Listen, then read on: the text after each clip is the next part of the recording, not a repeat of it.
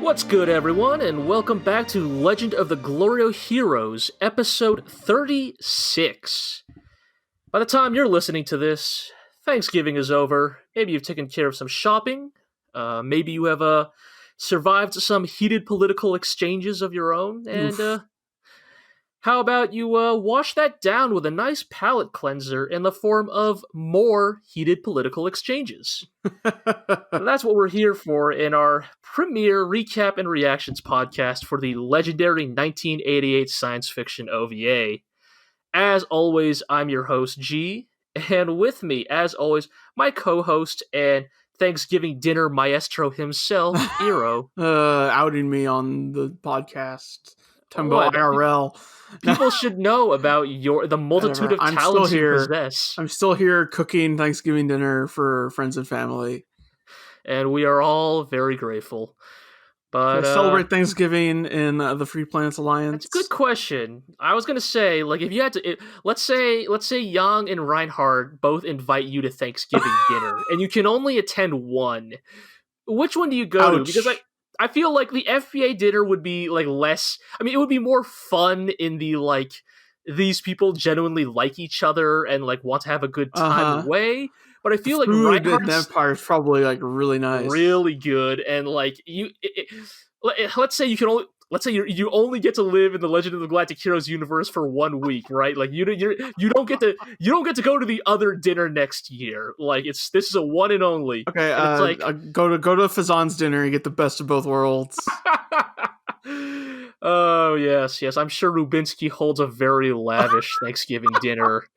And I'm sure Rubinsky is the only one left standing at the end of his Thanksgiving dinners. But, I'm just saying because, like, yes, like, Yang's Thanksgiving dinner would probably be more, like, fun, and there'd probably be some really good stories to tell. Poplin would probably say something inappropriate. But if you're just here for spectacle, like, if you just want to, like, if you want to be the fly on the wall and watch, like, the fucking Thanksgiving family argument to end all arguments, I'm saying maybe you go to Reinhardt's Thanksgiving dinner where Bittenfield, Oberstein, Royenthal, Mittermeier, Mecklinger, like they're all there. Like I'm just saying, what is the Thanksgiving dinner where like Bittenfield like wants mashed potatoes, but they're on the other end of the table next to Oberstein.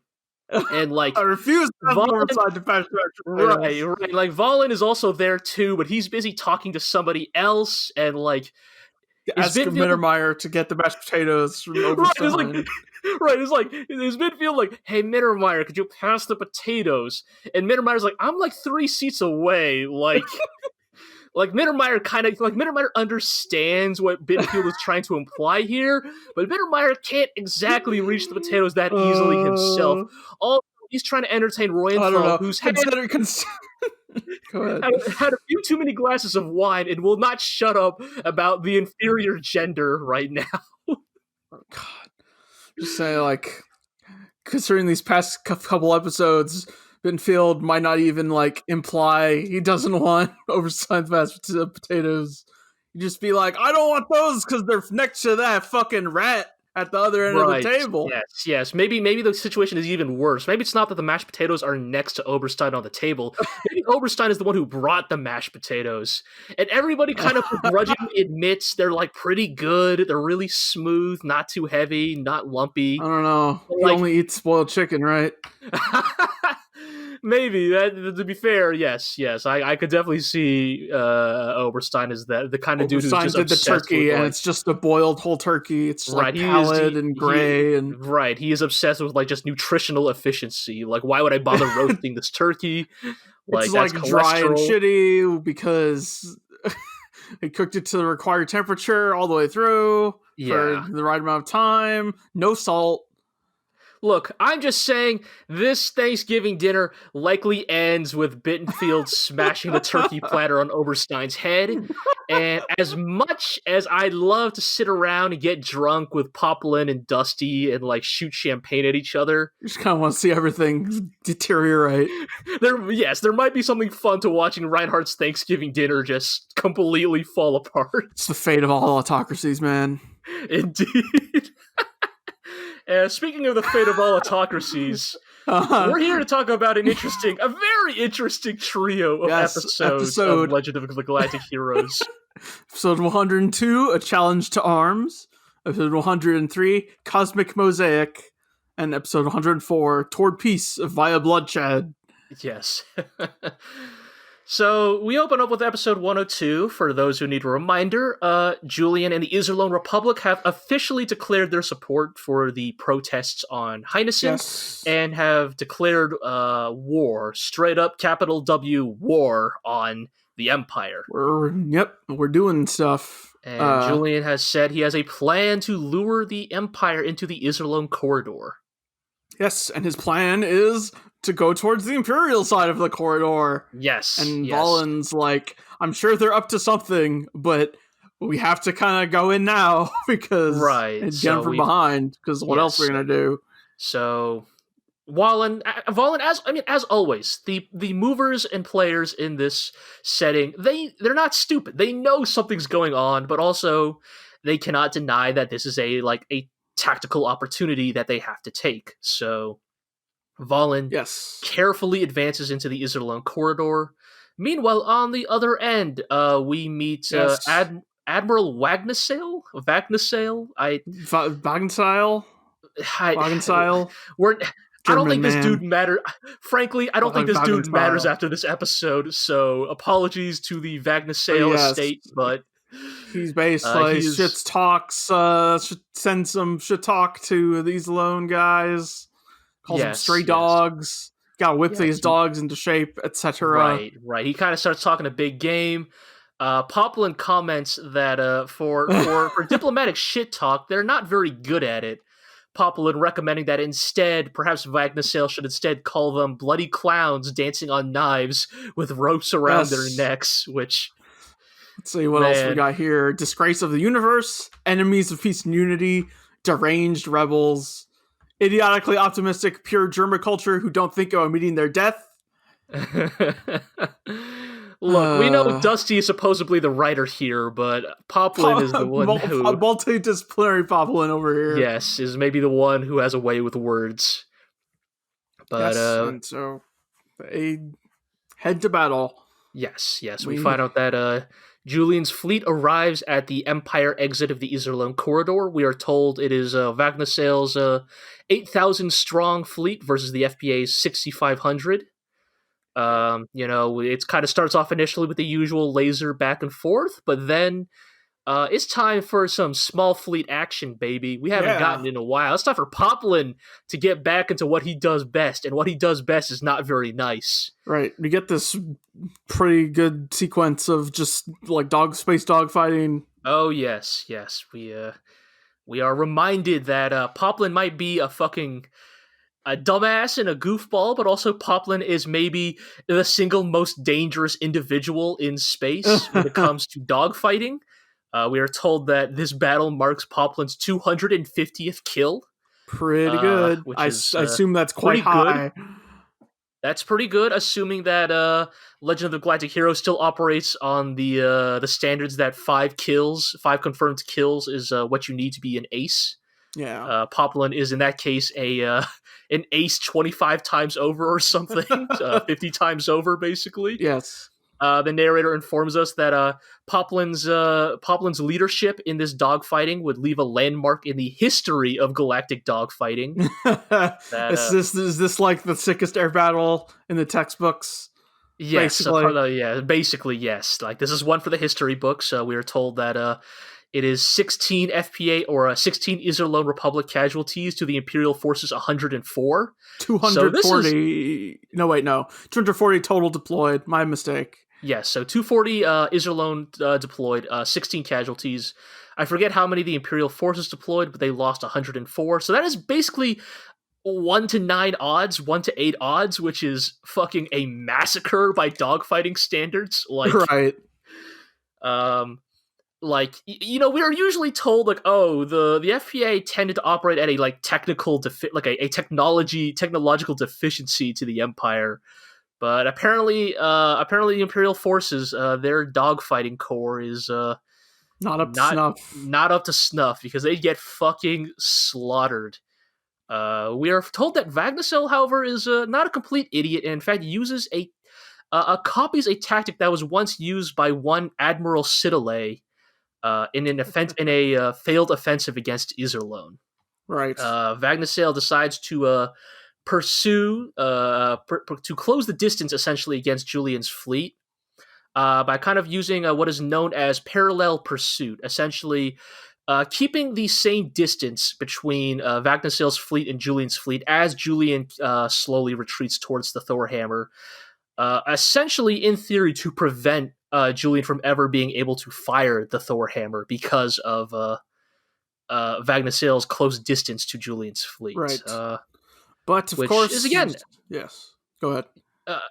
Which again, a solid tactic, not a foolish tactic. Like Wagenseil is certainly not like we've been watching DNT, so we have been reminded of like what is the like lowest end of Empire like admiralship in the history of this organization. Mm-hmm. And so to compare to that, like Wagenseil is certainly no genius, but he's not a fool either.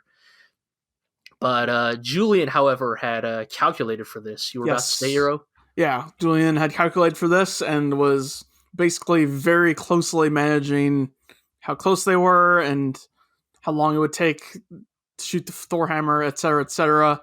And they say over the course of 2 days, they maintain this close distance. Yes, we find out that we were talking about last episode, like what kind of admiral is Julian, and turns out Julian is the guy who always picks the most technical fighter in fighting games, the one with like 3 unique meters and like a separate ammo counter. He is the dude who like Julian is probably like, if we were talking about like MMOs, Julian is probably the tank actually, because usually in MMOs tanks are the ones who have to juggle not just their own cooldowns but everybody else's cooldowns. Right. And Julian is definitely the dude who is like mentally keeping a timer of like, all right, the white mage's cooldown will end in 4 seconds. Like the warrior's cooldown will end in 3. Like the mages is gonna get their spell back in 8 seconds at the same time that the bard gets their buff in 7. Like turns out Julian is that kind of player because this whole battle is just like him, like just like perfectly managing like the timelines of every combatant in this battle. Yeah. He basically, like, as they finally get within firing range, he manages to lure Wagenseil in, like, just close enough, like, making him think he'll have a shot at killing the Iserlohn fleet, and then blast him, basically, with the Thorhammer. Yeah, with the Thorhammer, yes. Turns out that Julian, again, calculated all of this, knew he'd have just enough time to pull it off, so he gets out of the way. Thorhammer fires, Wagenseil can't get away in time. He gets his ass melted by the Thorhammer, or his fleet gets its ass melted by the fleet. He's alive, and that gets him to retreat. Right, just as the Volin fleet shows up. Yes, perfectly timed. That just as Volin's fleet arrives, Wagenseil is already retreating and too far away to reinforce. Right. And this gives Julian enough time to basically turn around, because you have to imagine, like, if Iserlohn is like a big orb in the middle, like gotta go around it. Right, like Julian and Wagenseil's fleet are on one side, Volin's fleet's on the other, and yeah, basically Julian sends Wagenseil's fleet fleeing, and that gives Julian enough time to basically circumvent Iserlohn to go meet Volin, whereas Volin, specifically because he sees the Thorhammer being fired, thinks we can push in because they'll have enough time before the Thorhammer can turn around. But again, Julian's done all the math, and he knows that he can pull this off because he goes around to the other side of Iserlohn to face Volin, who thinks that like they can take him in a pretty straight fight, but turns out that he has not seen all of Julian's fleet. Indeed. Merkatz is leading a detachment from the blind spot to hit Volin from the side as he's pushing in. Do partial encirclement type thing. Yes. And basically, through that and Julian's own defensive tactics, basically pinned down Volin long enough for the Thorhammer to turn around and finish charging, and manages to get 2 shots off on the Volin fleet. You have this great image of, like, the Legend of Galactic Heroes style like way of them portraying fleets with all the, like the little lights like in the night dots in sky, space. Yeah, and then just two giant gaping holes in that fleet in yes. that array of stars or We also lights, get and it's yeah. We also get the obligatory shots of inside ships of people being vivisected by oh debris, yeah, there's a pretty gnarly crying out shot to of their moms, and yeah, just this dude crawling with like his intestines hanging out, like in case like you thought Legend of the Galactic Heroes was not about to admonish you for having fun watching this battle, but yeah. we still had fun. So Well, yes. And so both the Valen and Wagenseil fleets retreat yeah, after being punched on the nose by the Thor hammer. yeah, and it's a really neat battle because like there's this feeling of like if Wagenseil had not retreated, he would have been in a place where he could have seen Merkatz's fleet in Valen's blind spot. Right. But specifically because of the way Julian sent Wagenseil running away, like it's one of those tactics that like only works if everything is executed perfectly. Right. And like the fact that Julian was able to pull this off even without an Edwin Fisher to coordinate everything, I think it speaks really strongly to Julian's like capability as a commander. Like I think that prior to this episode, we were wondering how they were going to like justify Julian's ability to like win this battle. Like, oh, is Merkatz going to like is the explanation going to be, oh, Merkatz handled most of the heavy lifting and like Julian was just kind of there for the ride? But no, like this victory is solely on Julian's back, basically. Like he wins this fight, and it's as fucked up as it is to celebrate the deaths of thousands or hundreds of thousands, it's like yes. it's also kind of gratifying to see how much our boy has grown up since like episode 1 or 2 or whatever when he first showed up. Like this is the same boy that was pouring Yang Wen-li tea and like waking him up because he would keep sleeping in. That boy has grown into a man, and that man has like taken command and stepped up to the plate. And ensured that at least for today, at least for the next couple of days, the Iserlohn Republic would survive. Indeed. And as you say, like, the narrator goes off on this whole fucking sequence. Oh, yes, of course. He's like, yes, Julian had respect for Valen after meeting him on Earth, and perhaps it's contradictory in hypocrisy to have respect for the enemy. Right. However, people who show respect for the enemy are extolled more than those without respect for the enemy. But perhaps having respect at all for the character of military people is hypocrisy. Yes, perhaps that is the irredeemable facet of warfare. Narrator really, I would say these 3 episodes, narrator really getting into it in these 3 episodes. Just like usually the narrator does not editorialize, but you know, every now and then he kind of whips out a statement like this to be like, oh, boy, by the way, that 400,000 people died, but we're cheering that that's a victory. And also, that's a small victory. Right, like that is a quote-unquote small victory. And also, man, what a swell guy Julian is, that even though he killed 400,000 people, at least he's respectful about it. And it's like, what a lot of good that respect does if like my dad or my husband died, you know, for your respect. Like, you know, the narrator sometimes he just really likes to get into it sometimes. Well, they say one victory greedily demands more victories until death. Yes. Narrator continues to get into it, yes. And that, you know, what was the other statement here? That the tactical victory of the weak is the mother of the strong's retaliation or something. Something like that. Like, yes. just really, and it's not just the narrator. Everybody's kind of getting to their big hoity-toity statements. Shenkop comments on this fight because he didn't do much here. Like, I think Poplar and Dust are kind of giving him a little shit. Like, hey, Shenkop, turns out we don't always need you to win our fights. And Shenkop is like, exhibition games are left to the second and third string players. my time is going to be during the big finale. And I feel Oof. like I get a little worried when Shenkop says stuff like that That's your because death flag. that is like death flag number 1. I mean, for Shenkop, that's like death flag number 30. But I mean, yes.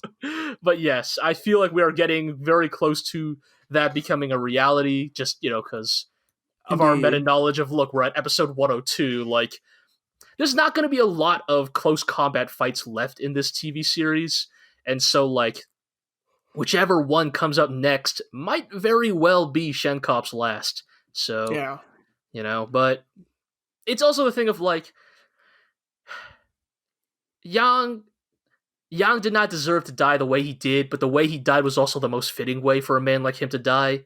Like, because Yang is not a climactic person, That said, if there is anybody in this series who is going to die on a body of the corpses of his enemies, it's probably Shenkop. So, however that man goes out, I will be there to salute him to the bitter end. So, Indeed. we will see how that goes. But meanwhile, Reinhard gets news of the defeat. We see that Reinhard is there with Hilda in their like morning bathrobes mansion. or something. Yeah. Yes, in their mansion. Right, and of course, Hilda, being Hilda, advocates for diplomacy. Yes. Not for rushing into war because she is smart. And Reinhard continues the trend of not listening to Hilda and immediately meets with his admirals about what to do about Iserlohn. Yes. We kind of have a good bit where kind of once again echoing the what the narrator said earlier about, respect for the enemy. We have a bit here where Mittermeier is kind of muses that he is glad that Merkatz is alive, whereas Mecklinger becomes the voice of the narrator, and he himself muses that perhaps this is an irredeemable trait of military men. And we have Bittenfield being like, right, Merkatz is still alive. Right, yeah. There's a great look on his face of like Bittenfield is the guy, like Bittenfield is the viewer of this show who like forgets about characters if they do not show up every few episodes. And so of course he is naturally like stricken by this realization because he is a dude who's like, right, that character who hasn't shown up for like a dozen episodes. Forgot that he's still here. Right. But before the expedition can kick off, Reinhard is stricken by fever, by sickness once again. And the narrator says that this time his temperature is so high as if to make the noble doctors themselves pale with anxiety.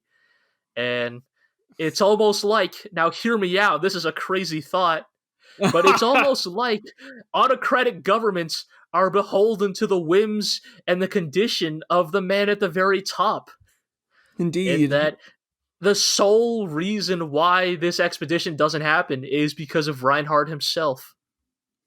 Although it'd be interesting to think, like, on some levels, is because Reinhard is also a military leader and always insists on leading from the front. But like, if this was it was still an autocratic society, but the Kaiser himself was not also a military leader, if it was just the Kaiser, like, would this have been delayed in the same way? I don't think it would. I think you are correct, Iro, that in many ways this is a problem of Reinhard's own making. It is because of Reinhard's insistence that Kaiser represents both the political and the military head of state. Saying, like, if Kaiser Friedrich had fallen ill, like, Muckenberger still might have gone out. Yes, or possibly, yes. I mean, at worst, like, maybe they delayed for a few days to make sure that, like, the Kaiser doesn't straight up die from sickness, but, like, yes, like, Muckenberger or what have you probably would have led it himself.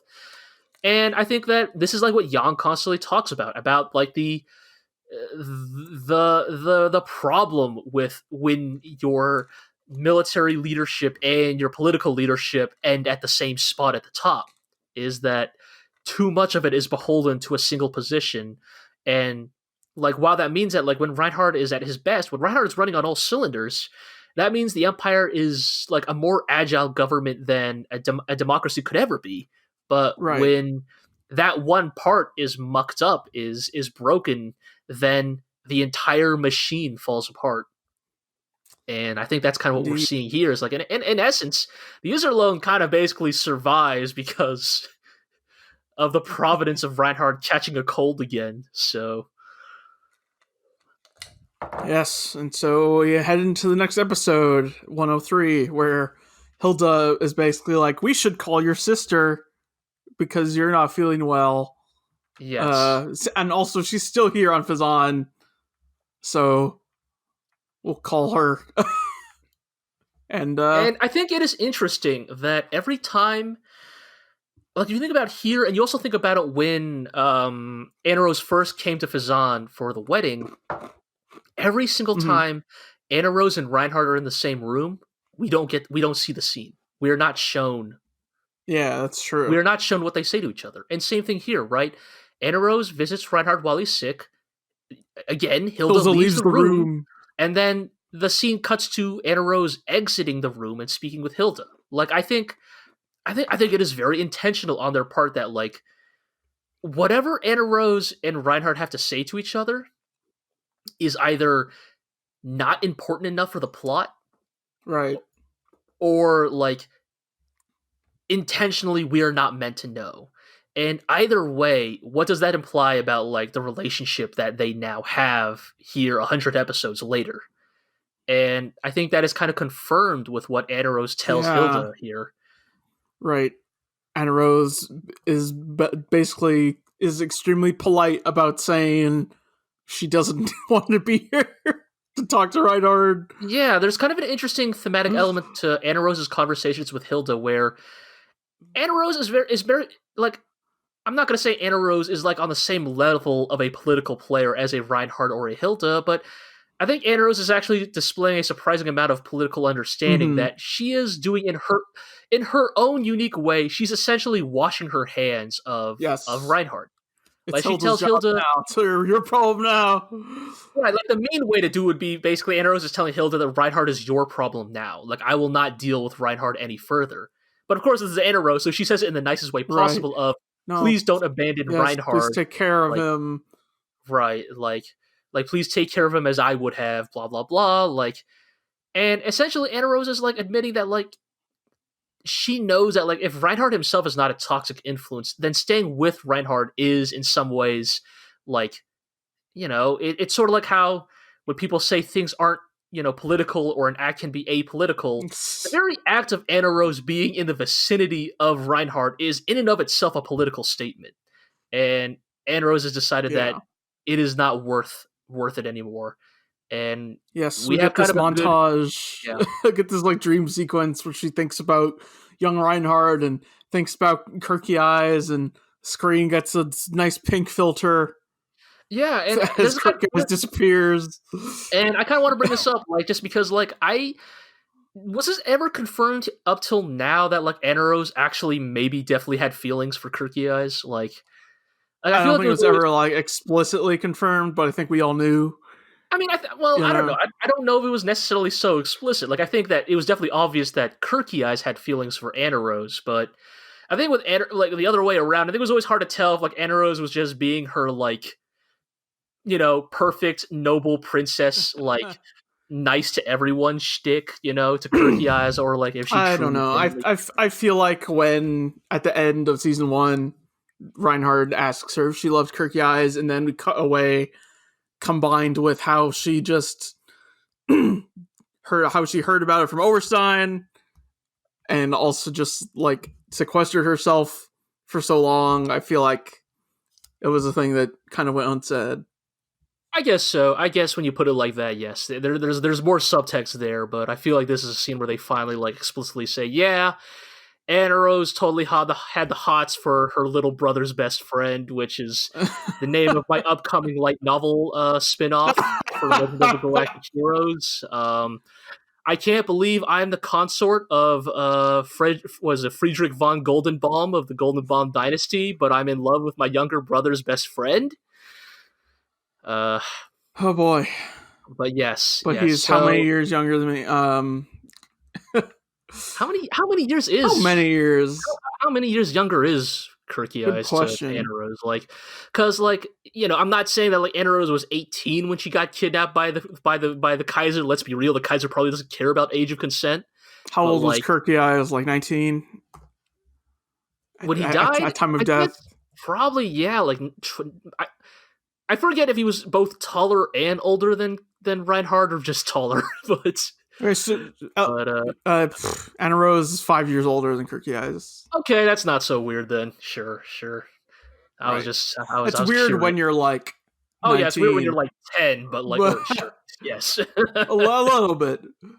I mean, I'm going by the ages when I think Kirky Eyes first developed a crush on Anna Rose, which but yeah, so after all of this, Reinhard orders Oberstein to go to planet Heinessen to deal with the insurgency. Right, there's still riots and stuff. And that he is to bring Mueller and Bittenfield with him.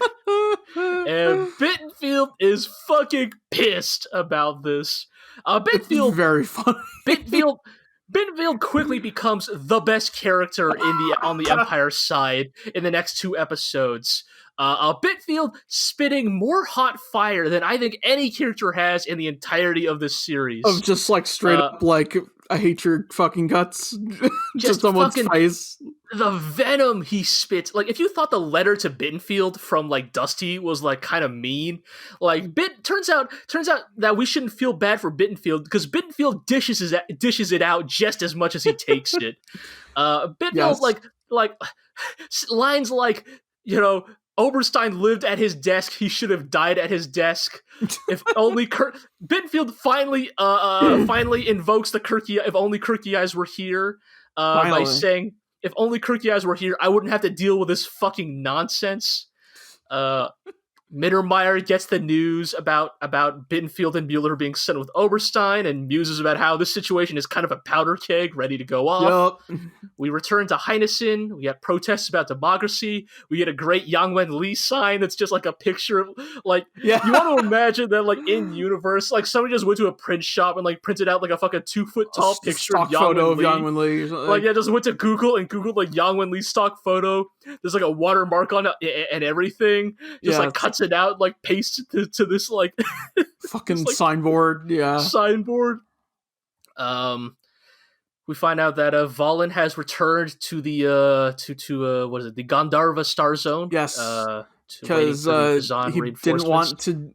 His fleet was exhausted after the battle, and he didn't really want to immediately deal with like riots and insurgency, so he just kind of hung out at Gandharva. Yes, which is maybe the smart play here, and. Man, this episode jumps around a lot. Like, we return back to Iserlohn, where we get yet another fantastic conversation between Kazalnu and his wife. Yes. We also have some Karen talking to Frederica about stuff, right. Which I guess is okay. Not that I'm necessarily a proponent of the Bechdel test, which is a little bit out of date. It has its flaws. Yes, but I think the scene technically passes the Bechdel test. Oh, finally. It only took Legend of the Galactic Heroes 103 episodes for 2 women to not talk about a man. Yeah, I mean, look. It passes. Yes. Shrug. But again, yes. by the skin of its teeth, it passes. But yes, Kazalnu talking about what to do with Yang's remains, because Frederica believes that Yang would not want to be buried at Iserlohn, but would have wanted to have been laid to rest at Heinessen. Yes. Kazalnu's wife, Hortense, wonders that... right, okay, yes. What is it here that... what is it? I'm sorry, I'm getting my notes mixed up. She is talking to her daughter about how, like, the best way to, like, deal with a man when a man isn't talking back to you is to tell them, "I know what you did." It's just a real good. Yes, very good. She's got a handle on things. She knows. Look, she knows who she married, and she knows she's got to, like, poke back at him, or else, like, he's gonna get an inflated sense of self-worth. And they talk a little. They think a little bit more about how being at Iserlohn is not self-sufficient. It's a good strategic position, like militarily, but it's a bad position to be the capital of a institution. Yeah, that basically, like, Iserlohn is in and of itself kind of a restricting factor, and that if they ever truly want the Iserlohn Republic to become a legitimate political entity, it will need, like, real land in the form of actual planets. Yes. And that one day, like, they will need to expand. Meanwhile, they kind of have another leadership meeting to discuss the news that Oberstein is the one being sent to Heinessen. We have a good bit here where Shenkop kind of muses that in his childhood, he once saw a very dour, shitty-looking child, and that maybe that was Oberstein, which is just a weird tangent to go on. But yes, basically, having Oberstein be around is trouble for them because dude will just do whatever it takes to get rid of Iserlohn. Yeah, they kind of we find out, in hindsight, that they correctly guessed that Oberstein is not the kind of dude who's going to come after us in a straight fight. He's going to play tricks. He's going to do things. He's going to try to draw us out in ways that may be considered morally reprehensible. Who could say? Yes. But, and how basically, ideally, they need to be negotiating with Kaiser Reinhard and not with Oberstein. Yes. And Julian continues the stance of, we just need to kick his ass until he comes to the negotiation table with us, which, so far sort of seems to be working. Yes. We find out that Reinhard is celebrating his... by the way, it is now March. It's been like it's been roughly a month since the military battle. Yeah, the military offensive was delayed at least a month by Reinhard's illness. Right. If you're sick for a fucking month, like... That's not good. Like... Yeah. It's not... Sorry, go ahead. Frederica's due soon, isn't she? At this point, I need to do the math. Yeah, I do mean Hilda. Yes, yeah. I mean, she's at least looking pregnant now. Well, yes, and I'd have to do the math of how long she's been pregnant at this point. I mean, my guess is that she definitely I mean, look, this is fiction, right? So the most dramatic thing is that she gives birth while Reinhard is out, of course, warring or whatever. Reinhard is still recovering from his sickness, but they note that Kaiser's birthday is an important holiday. All the soldiers get a day off and a pay bonus, and there's sales in the streets. And yes. Turns out that the Black Friday of the Empire is the Kaiser's birthday. Which, sure, why not? Meanwhile, we find out that Reinhard is not the only sick man in the galaxy. Holy moly! Holy shit, this is not where I was expecting this to go. Yeah, last time we saw Rubinsky, dude was having seizures and stuff. Here, he's just it looks like he's on death's door. Rubinsky looks like fucking Mr. House from Fallout New Vegas. It's he should be in a cryo tube or something. Yeah, I mean, strip, just let's be real, Rubinsky looks like shit. Absolutely terrible. He is bedridden, he can barely speak. He's barely conscious. Dominique is there, just kind of continuing to do her thing of just fucking talking shit to Rubinsky. I'm still being just a femme fatale. Rubinsky's half dead. Yes. It's almost you almost start to feel bad for Rubinsky now, just because the power dynamic has shifted so dramatically. Right. I begin to continue to wonder if they're going to confirm whether Dominique had been poisoning Rubinsky or not. I'm not. It's hard to tell at this point because it's hard to. I mean, the thing with Dominique is it's just hard to tell what is her agency in this story. Yeah. But yes, she does admit to Rubinsky that she let what's her name? Elfried visit Royenthal. She points out that, hey, Rubinsky, all your plans have basically failed this year. Yes. All they've done is benefit Reinhard, and even here in Rubinsky's what seemed to be his death throes is still nah, I still got the plan. It's still going according to plan, I swear. And it's I promise. It's one of those things where I think we were always to get a little meta here, I think you and I were always convinced, Rubinsky is a big player in this story. I mean, he has been. I mean, he has been, but I think what you get what I'm implying here, right? I think we always thought on some level, Rubinsky's eventually gonna pull back the curtain and reveal like because this whole thing is Rubinsky's always been operating in the shadows, but we always suspected like, oh, when Rubinsky decides it is finally time to like operate in the open, it's going to be major. Like it's going to be a major change to the status quo. But he might have waited too long. Yeah, I think Rubinsky might have waited too long. Like, Rubinsky was so obsessed with his perfect keikaku. By the way, keikaku means plan. Oh, man. But, just he's so obsessed with his big, grand scheme that he spent too much time preparing for it and not actually executing it until, like, it's now too late. And it's kind of making me begin to wonder, like, was Rubinsky actually all talk even from the very beginning? Like, was Rubinsky the guy who was just, like, convinced he was the smug snake, like, crossing his legs in, like, his office, like, chuckling to himself at how the galaxy was, like, he held the galaxy with him, by his strings, and then when push came to shove, it turns out he actually did not have what it took to control it all. Because we don't have a lot of time left. Yeah, and I don't think Rubinsky has a lot of time left. Yeah. So I think it's interesting. I think it is an interesting, like, in many ways, like, if Yang died, like, an ignoble, anticlimactic end, because in many ways that was the most appropriate way for Yang to die, I wonder if the same thing will happen to Rubinsky. Right, like, having all this schemes starting enough or something. Yeah, and, like, or more the fact that just, like, Rubinsky dies in the shadows, right? Like the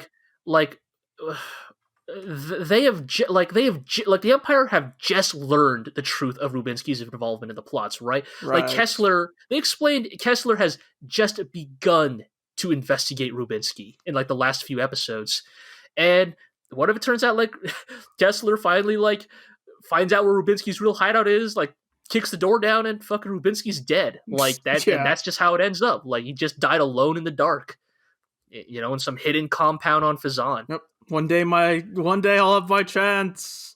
Yeah. One day, someday. But we finally returned back to Heinessen. Yes, Oberstein and the others have arrived on Heinessen. Yes, they've, like, arrived on, like, the fucking airport tarmac, and, like, Bittenfield is, like, 10 feet behind Oberstein and shouting loudly about how like, he's shouting very loudly about how he has zero intention to die for Oberstein or follow his orders. Now, if we both I'll kick him out of the carriage.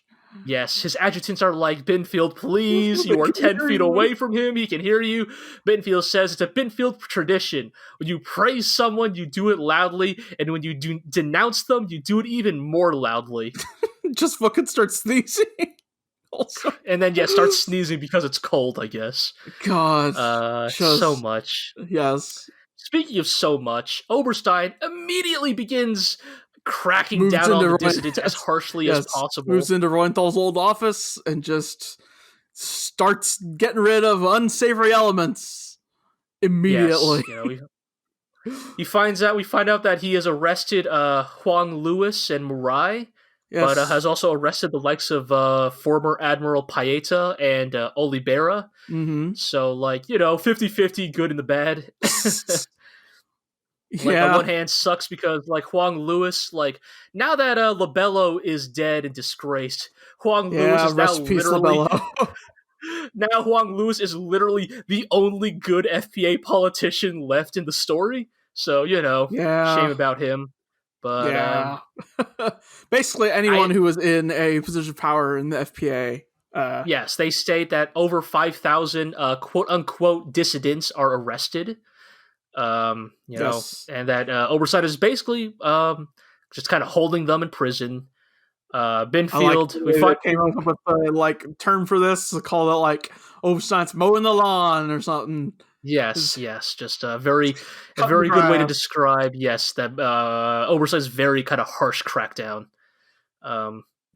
It's kind of interesting because, again, like, for someone who was ordered to deal with the riots, I feel like this sure is an easy way to maybe just make the people resent you even more, which is something that Bittenfield, of all people, candidly points out when we find out that Bittenfield stands for free speech. Or by free speech, Bittenfield means that let the plebs protest, because it's not like they can do anything anyways. So let them blow off some steam. By arresting them, you're just giving them more reason to protest. Yup. But and that basically him and Mueller, like, they don't quite get why Oberstein is doing this yet, but they recognize that, like, one way or another, this is going to have pushback, and it's going to be nasty if it does. And also make sure to let the viewer know one more time that Bittenfield has no intention of following Oberstein's orders. Just continues to say it out loud as many times as possible. Make sure everybody in the room, as loudly as possible. Yes, but Tell finally, everyone. The episode ends with Valen, Bittenfield, and Mueller meeting with Oberstein for the first time since they've landed. Yes. And basically interrogating him about his heavy-handed actions, that they have heard rumors, very nasty, surely not true rumors, that Oberstein plans to use the hostages to get Iserlohn to capitulate. Yes. Basically, will hold the hostages, the lives of the hostages as a bartering token for Iserlohn's surrender. And yes. And Oberstein is basically like, yup, I'm gonna do that. Yes. And the admirals, these admirals, like, not just Bittenfield, but all three of these admirals are kind of raised in the Reinhard Empire mold, right? These are military men. Dishonorable action. Right, like, this kind of echoes the prior episode, right? Like, these are honorable men who respect their enemy. And to them, this is unthinkable. And of course, Bittenfield is the first one to be like, you fucking piece of shit, like, how dare you? And Oberstein shoots back with maybe the fucking hottest fire of anyone in the show when he says, we can't trust admirals with no actual track record. All three of you have gotten repeatedly dunked on by Yang Wen Li. Like, when your methods have shown to be complete and absolute failures every single time, why shouldn't I try something different? God. And I mean, this is enough to just set off Bittenfield. Bittenfield loses it. Goes. He basically grabs Oberstein and jumps over the table and rushes him to the ground and is ready to just start fucking beating the shit out of him before Mueller and Valen manage to pull him off. Yeah. Bittenfield, of course, Oberstein obviously orders Bittenfield to be sentenced to house arrest. Yep. Mueller... I like how he doesn't even say, Bittenfield, you're under arrest or anything. He just starts addressing Mueller and is like, so while Bittenfield's on leave, you're in charge. Yes, it is a very Bittenfield move. I mean, like, that's it's a very Oberstein move. And I don't like Oberstein, but man, that dude has a way. Like, I mean, that's the thing, because, like, he's doing it on purpose, right? He is. And like, I am forced to admit, Oberstein is very good at pissing people off on purpose. Yes. Like, you can tell, however, that even Mueller and Valen are pretty angry about this. Mueller, of course, tries to be the voice of reason and asks Oberstein, does your plan fall in line with the Kaiser's own desires? Like, how would the Kaiser feel about this plan you have enacted? Like, you are a loyal vassal to the Kaiser, are you not, just like us? Like, would you not, like, are you not in some ways, like, going against how the Kaiser would do this? And Oberstein basically confirms that, yes, he plans to explicitly go against the Kaiser's wishes. He argues that if we'd done this in the first place, then all those millions of soldiers wouldn't be dead. Right, like, Oberstein, again, we are brought back to the Oberstein of the Westerland incident. We need to remember that, yes, Oberstein has not pulled something like this since Westerland, but that Oberstein is still here, and he is the one who does the, like, very cold-hearted, like, emotionless calculus of, like, needs of the many over needs of the few, like, historical precedents be damned, like, long-term consequences be damned. The only thing that matters is short-term political expediency. And that Oberstein is the one we see here. And like, he says, he goes off on this tangent of it, or, like, he says that the Empire is not the Kaiser's private property and the Imperial fleet isn't the Kaiser's private force. And I don't know. I'm like, kind of are, aren't they? That's the point of an autocracy. Right. Like, it's kind of rich to hear this coming out of Oberstein because, like, for better, like, you can dress it up in however many words you want, but in an autocracy, actually, yes, Oberstein, the army is the private, like, Right. a crew of the leader at the top. Like, that is literally what they do. Like, Reinhard is literally the supreme commander of the military and the political head of state. Right. Like, Having Oberstein say, like, if the Kaiser can meaninglessly sacrifice the lives of his soldiers for his personal pride, then we're no different from the Golden Dynasty. and it's almost like in that statement, in that single You're so statement, close to getting it, Oberstein. Oberstein almost realizes why autocracies are bad. Like, he's like 2 steps away from figuring it out, and then he steps away, but he is almost there. He is almost realized. It's like he doesn't like, get that all autocracies will eventually hit the same endpoint, I guess. I don't know. Yeah, like, it's very interesting that for a man who is like so self-proclaimed to be like the cold calculating genius with the cybernetic eyes, that Oberstein cannot see like the weird hypocrisy of the statements he's making in this episode. And I think it's really interesting, like, Yeah. I feel like we could spend a whole hour just talking about Oberstein's character, and I feel like we can't, so I want to just keep it short here at the end of episode 103. But I do have a note here that says interesting. Oberstein's kind of a hypocrite. Yeah, and a note here that says Oberstein is a dark mirror to Yang Wen-li. Yeah, I kind of wanted to get into that, is that I think, ironically, of all people, Oberstein is most similar to Yang Wen-li in the sense that both are very pragmatic, and both are very much concerned about like about the practicality of the actions they're committing. But I think the big difference between the two, other than like obviously like the very strong like moral center that governs Yang Wen-li's actions, is that Yang Wen-li is entirely concerned with long-term precedents. In fact, some might argue he is, almost to his own detriment, obsessed with historical precedent and long-term consequences.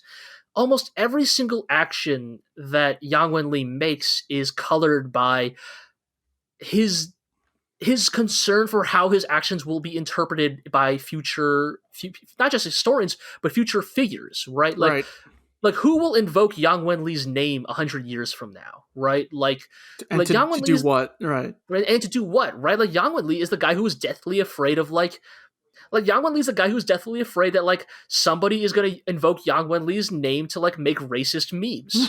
Like, in essence, yes. Right? Like he is the one who's deathly afraid that somebody is going to miss the point of his actions and invoke them in the worst ways possible. Meanwhile, Oberstein is almost singularly obsessed with short-term gains, right? Like, he doesn't care. He doesn't care about the legal precedent of holding people hostage to get what you want, or of shooting someone over lunch. Because he basically advocated to call Yang Wen-li in for negotiations and shoot him. That's literally the thing Oberstein like argued for back in season 3, and like I think it's very easy for certain types to look at Oberstein's character and ask like, well, why not? Like, isn't he correct that that saving 1 million lives is better than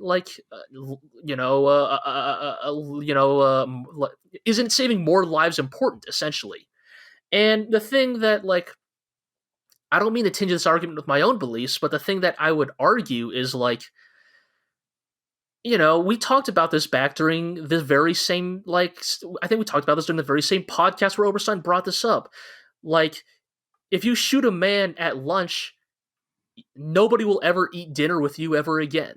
Like, if you set the precedent that you are willing to betray, like, some of the core, like, diplomatic, like, tenets of our society, like, you set the precedent that nobody should ever trust you for diplomacy ever again, and that they should always fight to the death, because why deal with a person who is just as likely to shoot or arrest us at the table? And again, like, right. I guess the like logical endpoint of that is you control everything, so it wouldn't matter. But right, like that's the thing. I think Oberstein's argument, like, and that's the thing. I'm not saying like, oh, this argument would beat Oberstein, right? Oberstein would simply make the argument that like that only matters if you have enemies strong enough to like worry about, like, and in essence, maybe Oberstein could be right that like, well, the Iserlohn Republic is essentially our last major enemy. Like, so what if I do something morally reprehensible to crush them? We don't have any other enemies left to like be resentful about this, right. like.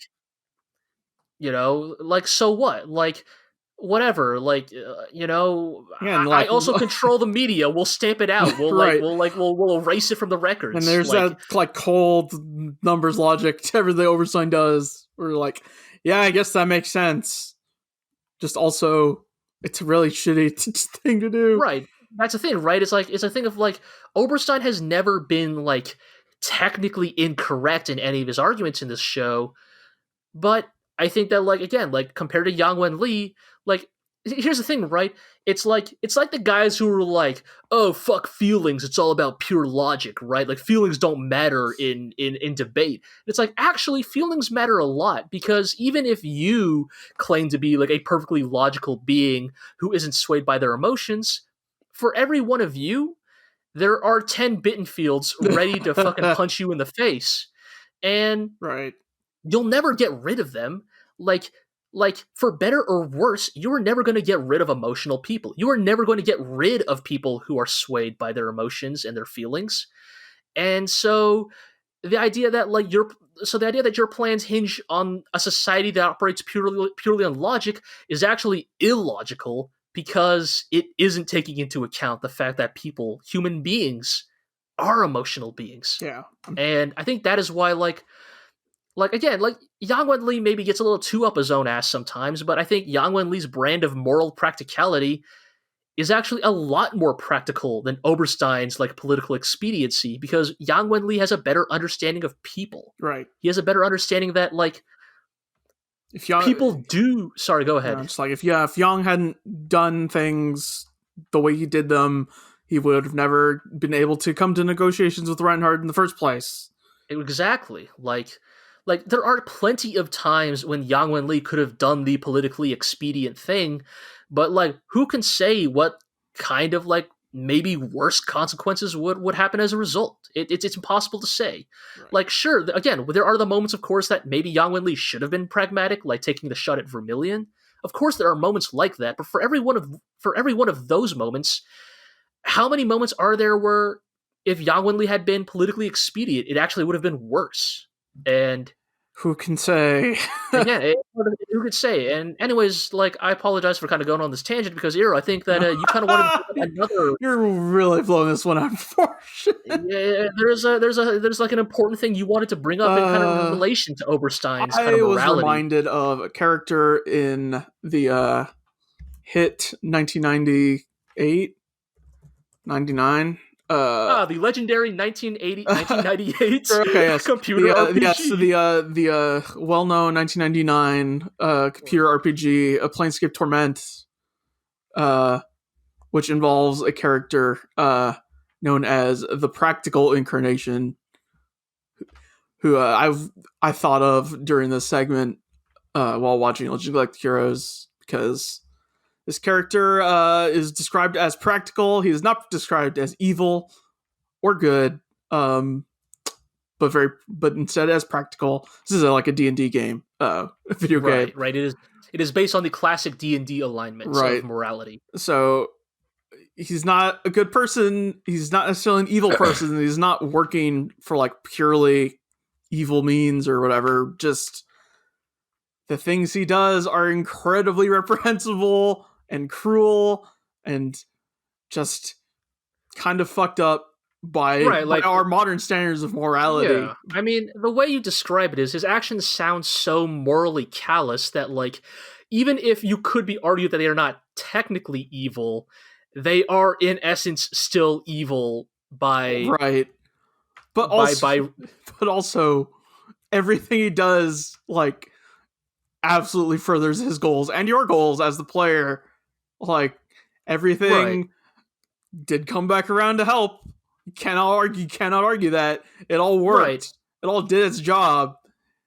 But then I guess the question then is like, was it worth the suffering that it Right. inflicted? Right, like that is the math you end up doing is like, well, was it worth it? I mean, that is the thing we constantly ask Reinhard this whole series. Like, is his utopia worth it? Is it worth the millions of deaths that are at his hands? And again, with Oberstein, I think it's an interesting comparison because again, Oberstein is not someone that I think you could necessarily call evil, but he's certainly not good. He is certainly not moral. Right. He, By our standards, anyway. I'm sure, like, to him. I mean, even in his own universe's standards, like you look at the reaction of like, of course, Bittenfield was the one who's gonna like physically pop off, but you even look at like Mueller and Valen's face at the end of this episode; they are disgusted with Oberstein. Right. I think it's important to have this kind of stuff like immediately after talking about how it's potentially hypocrisy to respect your enemy. Yeah, no, I think so because like that's that's very intentional to me. Definitely, I think that these episodes are intentionally layered like this because we are intrinsically like trained to like people like Valen and Mueller. You know, the honorable general, right? Like, yeah, he might be killing us, but he's doing it with a smile and a handshake. And I think that people like Oberstein are people who look at that and be like, how can you like? People are dead. How can you like possibly respect them, right? And it's not necessarily like that one is right or wrong. I think, as always, with Legend of Galactic Heroes, it's just kind of leaving these in front of us and like forcing us to kind of contend with it. But it's complex. Still, complex human relations. It is complex, but also I don't know, how complex is it? At the end of the day, I'm still like, fuck Oberstein. So it's true. So maybe it's not that complex after all. But we should roll into episode 104, where Reinhard receives news of what happened at Heinessen. Right. And there's an interesting bit with Reinhard here, kind of contending with the reality of the situation that he is maybe sort of allowed. Yep. Yes. He's basically like, yeah, I probably should have seen this coming. Yes. It's kind of, there's a kind of good like bit of self-awareness on Reinhardt's part where he's like, oh yeah, Oberstein probably, he would do that, wouldn't he? And like having Bittenfield there too, maybe that wasn't the brightest idea I had. And then we get the first well, not the first, but we get the first, maybe from the Empire side of things, we get the first what if Yang Wen Li were here from the Empire, where Reinhard kind of muses like, you know, if only Yang Wen Li had bent the knee after Vermilion and become my Minister of Military Affairs, things like, wouldn't be this way. Right, like how much more smoothly could this have all have gone? Hilda knows that Reinhard wants to go to Heinessen and deal with it himself, so she gives him her blessing to go. Yep. And she basically says, make use of Oberstein's actions to do negotiation, to like actually negotiate with Iserlohn. Right. And then if maybe negotiations fail, then you can do what Oberstein was going to do. Right. Like she kind of like tries to soften the blow and be like, look, you don't have to go through with Oberstein's plan. Like, just like use it to the best you can, you know? And Reinhard even admits here that he claims, anyways, despite the fact that he totally went along with Oberstein's plan at Westerland, but Reinhard claims here that he has never liked Oberstein, but has always followed his advice, because that man's arguments are supposedly so solid they leave no room for debate. Turns out that Mittermeier has not actually been officially recognized as Mariendorf's successor yet. Right. Because, you know, and this leads into a tangent of Hilda and I myself cannot imagine Reinhard at the same age that Papa Mariendorf is at, of 50. Right. Like, what does a Reinhard at age 50 even look like? As Reinhard as a father. Yes, how does Reinhard as a father even look like? Like, what does Reinhard with a baby even look like? Right. You know, you can imagine Mittermeier with the kid. Like, yeah. But Reinhard,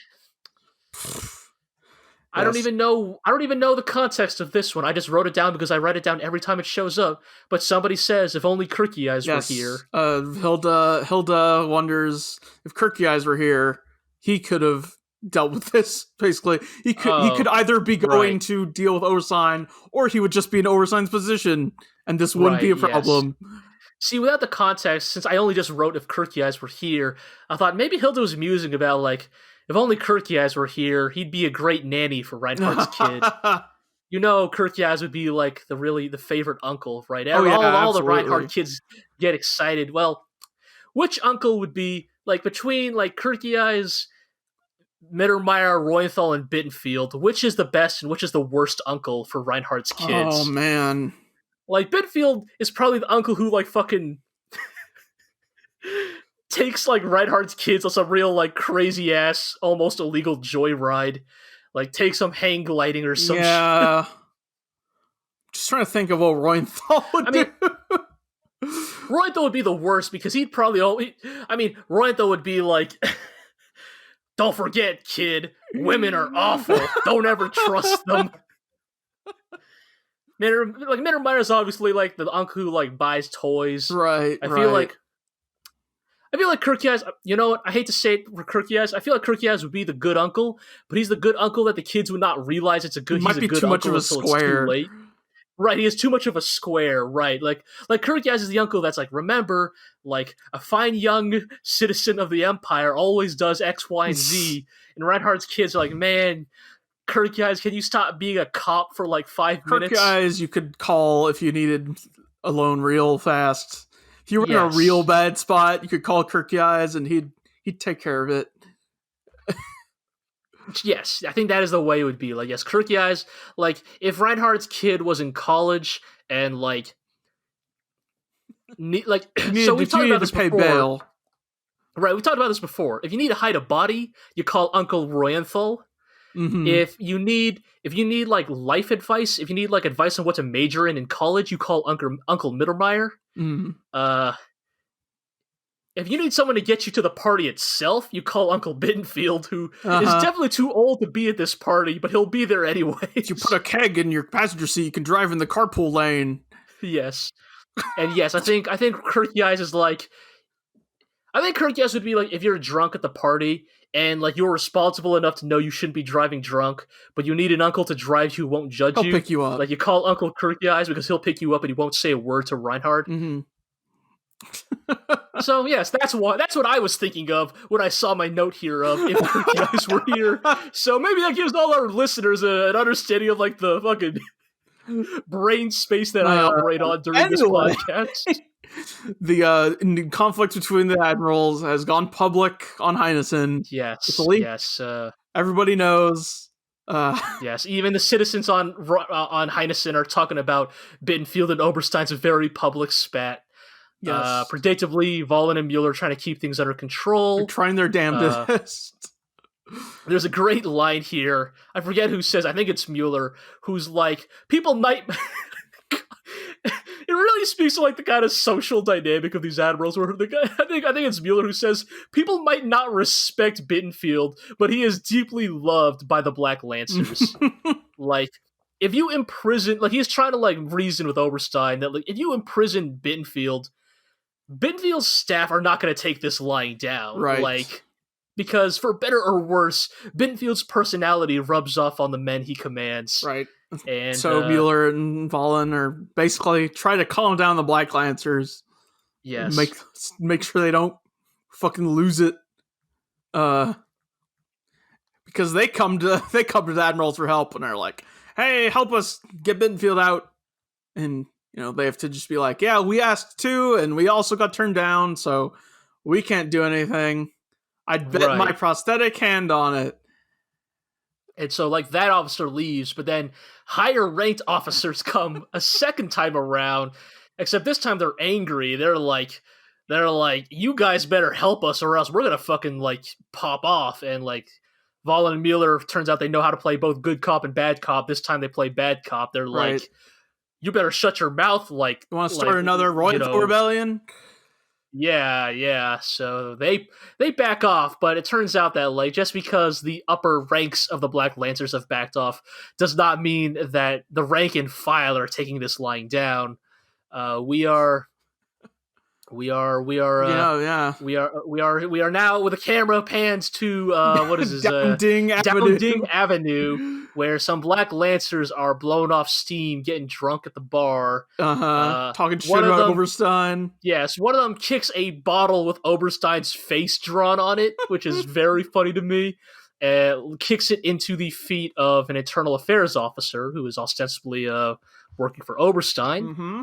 And Stuff happens. Stuff pops off. yeah, it pops off. They get into a fight. It turns into a gang war. Yes. We are told that over 100 are injured. The Black Lancers have turned over cars and are throwing furniture and building it into a blockade at Dowding Avenue. Mm-hmm. They are bringing out guns. The internal affairs are also setting up their own blockades on the other side of the street. On Upding Avenue? Sure, something like that. And it's about to pop off. Like nobody's been killed yet, but like it's a standoff. It's a standoff, and Valen is sent to go deal with it, and he deals with it in the way that only Valen could. Of how does he deal with it, Iro? Just fucking drives his armored car to the middle of the intersection between the two.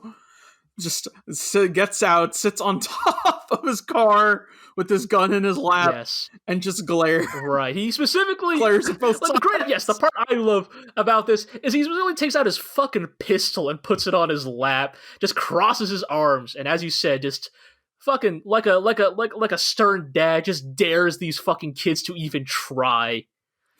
And meanwhile, Mueller is playing interference over at Oberstein. Begging Oberstein to show some lenience. He says that he promises he'll get Bittenfield to apologize publicly because, we cannot let this happen. Meanwhile, Oberstein's like, I don't give a fuck. I'm ready to arrest the Black Lancers as rebels.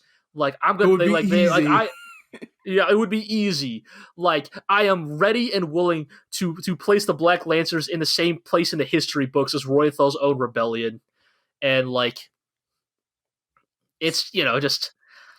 Very Oberstein move, but eventually he does kind allow of a meeting between the two. Yes. So we find out Bittenfield is under house arrest, still talking mad shit about Oberstein to anyone who will listen. Yes. Like I the like guy how who he brings immediately in his says, food. like, yes, go ahead. Go ahead. No, you can do it. You can do it. Just like Bittenfield specifically tells Mueller, like, hey, the room is probably bugged, so make sure you don't say anything that'll get you in trouble. By the way, fuck Oberstein. That guy was killing that guy to die all night. Yes. I was going to bring up the earlier one where Bittenfield is being brought as food by a servant. And again, what I mean by Bittenfield's just saying this shit to anybody who will listen. He's like, don't worry, I'm not worried it's poison. After all, I'm immune to poison. I've spent all these years next to Oberstein. But yes, Bittenfield basically starts talking with Mueller about how he's worried beyond this whole plan. He is concerned. He thinks that Oberstein's whole hostage plot is actually just a front to drag Iserlohn's leaders to Heinessen to have them imprisoned and executed. Basically, that Oberstein, even though we know that Oberstein was not responsible for Yang's death, that Oberstein might have looked at Yang's death and been like, that's not a bad way to... He was basically advocating for that before the Earth Cult got involved. Right. Basically, what Oberstein wanted to happen did happen thanks to the Earth Cult, and Bittenfield thinks Oberstein might get inspired by that, and just what if... the Iserlohn Republic's leaders on the way here to negotiate were tragically assassinated by, quote-unquote, the Earth Cult.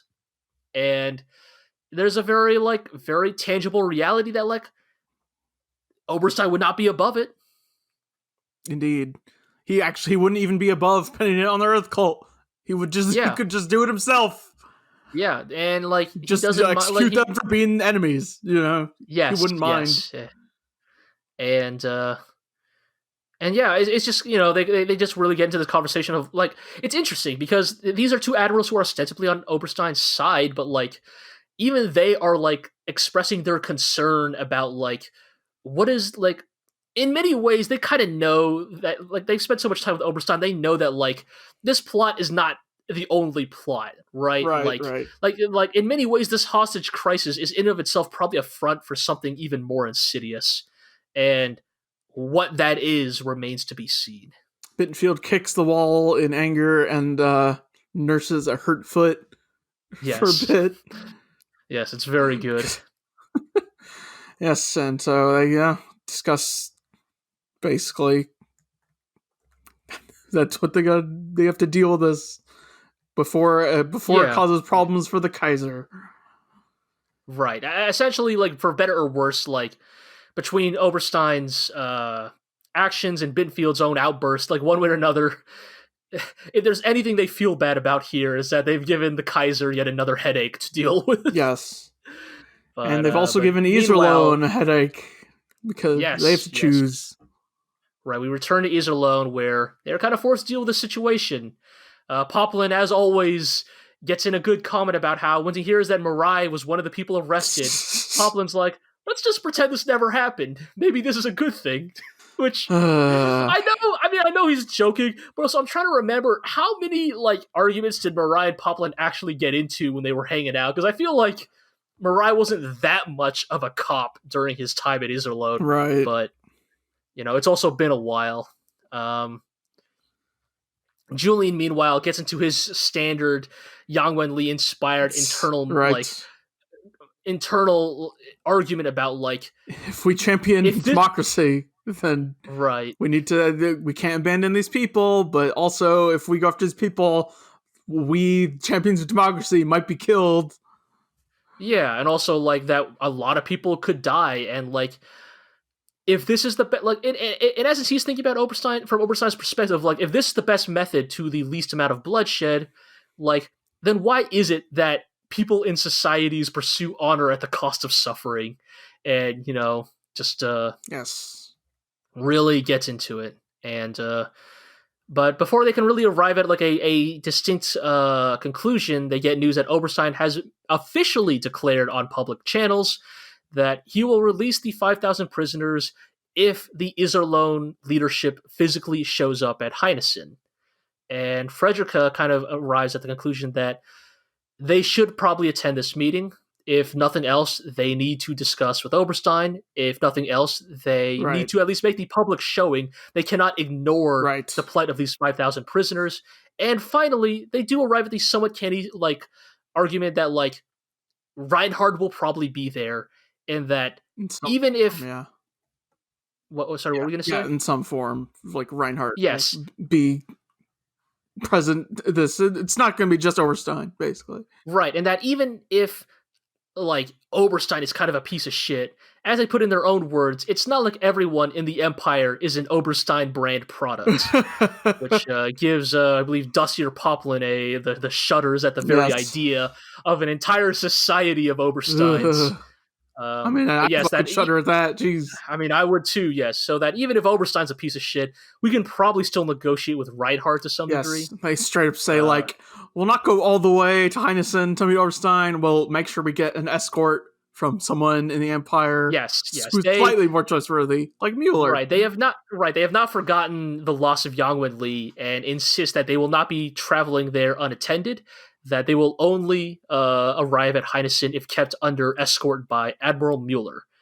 More importantly, however, I think, than all of this is deciding who goes to Heinessen. Which is not a fun scene to think about, considering last time we had a who stays and who goes scene. It was before Yang Wenli died. Very poorly. And I think that they have not I think that the Republic themselves they have not forgotten. So Shenkop explicitly volunteers that he's going to be going this time. Yep. Like, Shenkop's like, no, you don't understand. I'm not going to be there because, like, it's politically important for me to be there. I'm going to be there because if shit pops off, I'm going to have my axe ready to, like, fucking go to town on anybody who points a gun at us. Yes. Insist that Kazelnu should stay behind because we need... As a family man. Go home and be a family man. Go home and be a family man. Shenkop is basically like, you're a nerd. You should stay behind. Poplin also wants to go. Dusty also wants to go. Yes. In essence, almost all of Iserlohn's military leadership leaves with Frederica this time, which I think stays behind. Right, Merkatz is the only military leadership that stays behind, which I think is an interesting twist this time. Like, we find out that Frederica leaves with Julian, Shenkop, Poplin, Dusty, and Louis Mashengo. Hell yeah. Shouts to Mashengo. Which has me a little worried. Which has me a little worried, because Mashengo hasn't said much in a while.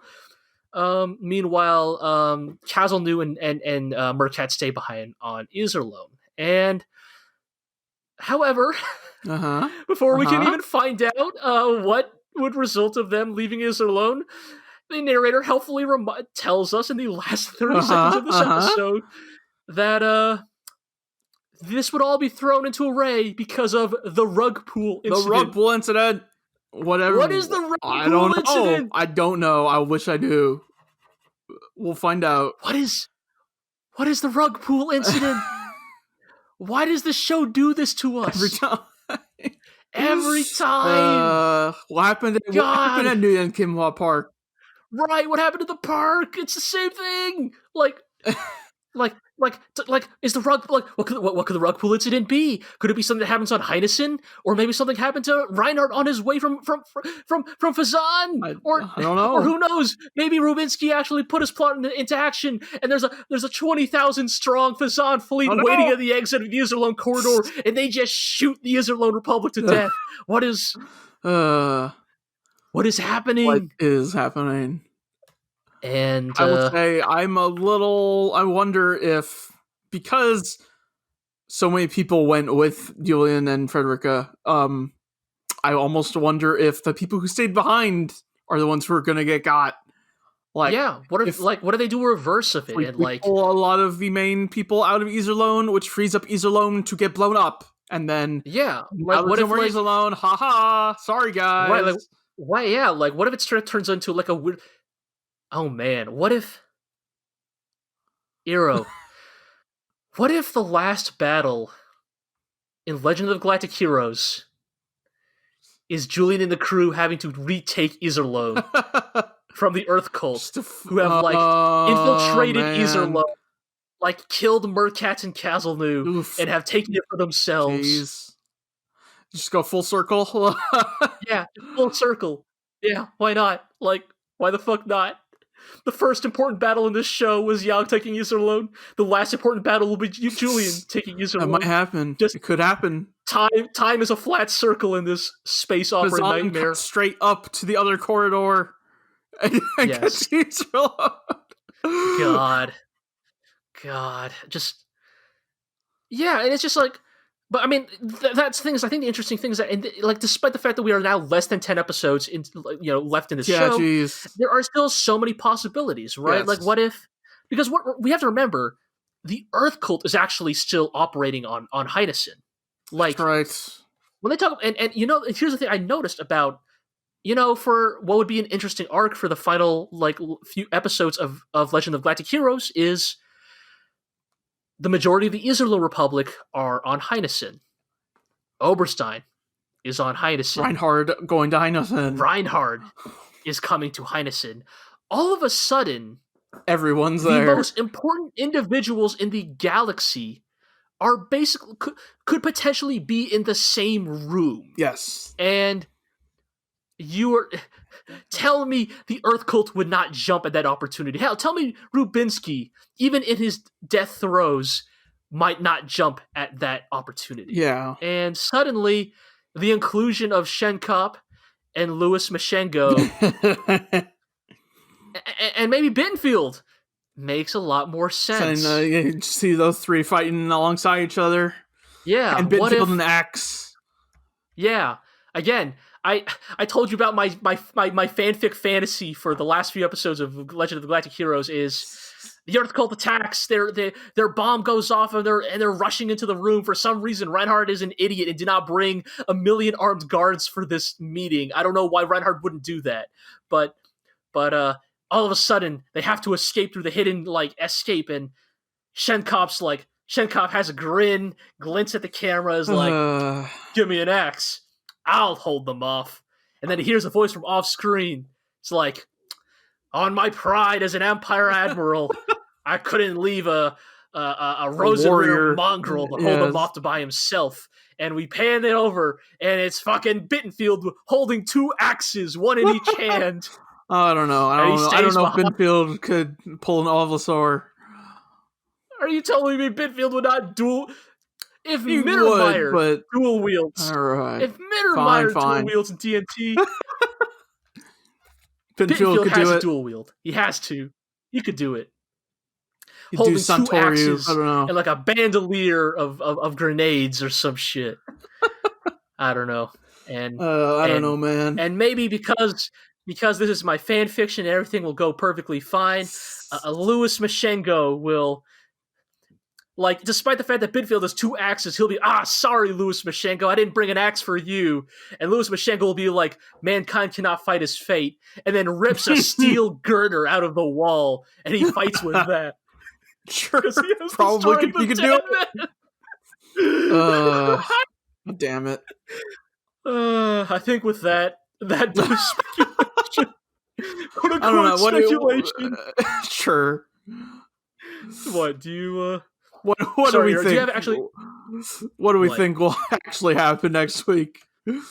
I don't know. That's the thing. When the narrator leaves things on such an ominous tone as the rug pool incident, it's really hard to tell, and like I'd almost rather just be surprised by it. Fair enough. But if we want to leave something here for the podcast so the viewers can laugh at us for whatever our speculation is, what's the rug pool incident? I think the rug pool incident is. That sounds like a thing that happens either on Heinessen, or I legitimately think it happens to it's something that happens to Reinhard on his way to Heinessen from Fazan. I don't know what specifically. Like, I don't think Reinhard is dumb enough to like travel unarmed and unguarded and also high on sleeping pills. But I could see something like, again, like when he stayed at Gandharva or whatever that planet was. Yes. Maybe it's another incident of like Uruvasi. Him staying at a planet.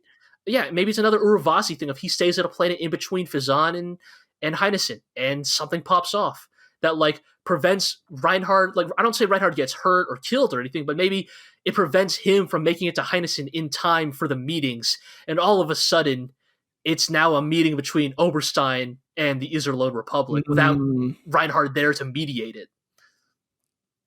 I don't know. What about you? What's your bet? What's your bet, Iro? Yeah. If you're going for something, it's true. If you're going with something that's not on Heinessen, I'll go with that. I'll go with something on Heinessen. Maybe Siddelay or somebody starts like a particularly big riot. I don't know. Oh man, yeah. What if it's maybe some high brass gets shot? I don't know. Or like, what if like, I don't know, maybe that's the thing. Maybe the 5,000 prisoners stage a fucking breakout, and like some of them manage to escape and like hijack a ship, and are actually they themselves making a beeline back towards the Iserlohn Republic. And all of a sudden, the Iserlohn Republic is left in a situation of like, do we accept the prisoners, but then like doom the remaining like 4,000 prisoners who didn't escape to execution? Right. Do we bring them back to like give ourselves some like negotiating leverage? Oberstein just executes all the prisoners and says, "Oh, sorry, but you're here. Let's do something." I don't know. I mean, I think like as always, even with so few episodes of Legend of the Galactic Heroes, this universe is so vast, and like there are just so many different possibilities. But indeed, I think we're going to leave it at that. Our listeners can make snide jokes about our extremely inaccurate predictions. But until then, we're going to leave it until the next episode. So we're going to take care of the housekeeping. As always, you can listen to the podcast on theglorioblog.com along with the rest of our posts. You can listen to this podcast on iTunes, Podbean, Spotify, Google Play, wherever podcasts are bought and sold. They are not actually bought and sold. Do not buy this podcast. You can also listen to it on YouTube if that's more. Yes. You can also listen to them on. Yes, you can also listen to them on YouTube if that's more your speed. You can watch Legend of the Galactic Heroes on High Diver VRV. You can listen to our sister podcasts, the GLORIO Chat and GLORIO's King of the Kaiju. If you are interested in listening to us talk about more recent anime, including DNT or kaiju films. And I think that will do it. So, as always, thank you all so much for listening. Iro, thank you so much for accompanying me on this journey. Thank you. And until next time, we will see you amongst the sea of stars.